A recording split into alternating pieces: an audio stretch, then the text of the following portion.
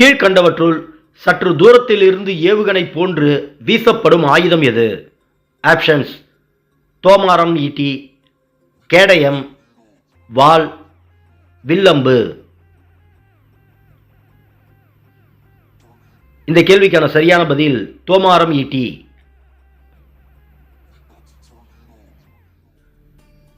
துறைமுகங்களை குறிக்கும் பொதுவான பண்டைய தமிழ் சொல் எது? ஆப்ஷன்ஸ்: பேரூர், மூதூர், பட்டினம், புகார். இந்த கேள்விக்கான சரியான பதில் புகார்.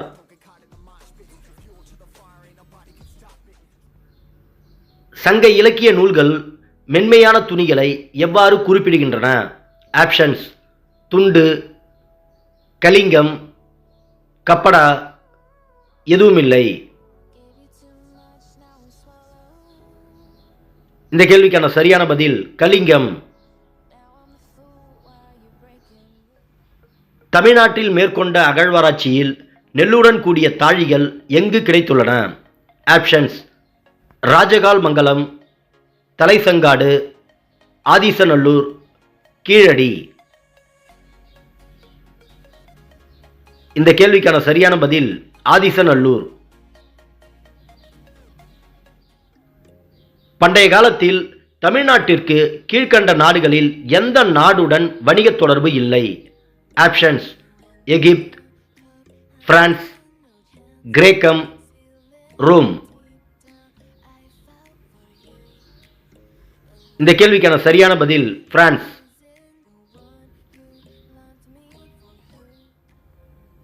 பண்டைய தமிழர்கள் எந்த நாட்டு நாணயங்களை பயன்படுத்தி நகைகள் செய்து அணிந்தனர்? ஆப்ஷன்ஸ்: எகிப்து, இலங்கை, சீனா, ரோம். இந்த கேள்விக்கான சரியான பதில் ரோம். அகழ்வாராய்ச்சியில் தங்கத்தாலான அணிகலன்கள் கிடைக்கப்பெற்ற அரிக்கமேடு தற்போது எங்கு உள்ளது? ஆப்ஷன்ஸ்: தமிழ்நாடு, கர்நாடகம், கேரளம், பாண்டிச்சேரி. இந்த கேள்விக்கான சரியான பதில் பாண்டிச்சேரி.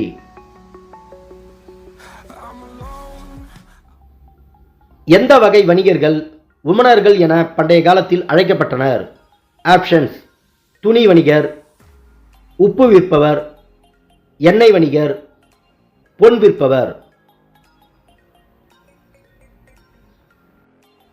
இந்த கேள்விக்கான சரியான பதில் உப்பு விற்பவர். குவான்லுக் பாட் என்கின்ற இடம் எந்த நாட்டில் உள்ளது?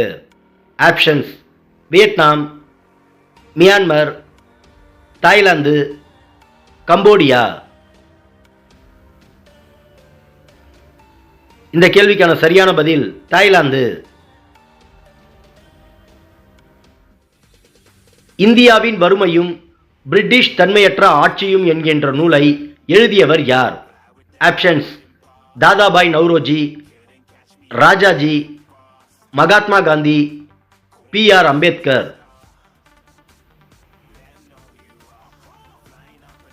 இந்த கேள்விக்கான சரியான பதில் தாதாபாய் நவ்ரோஜி.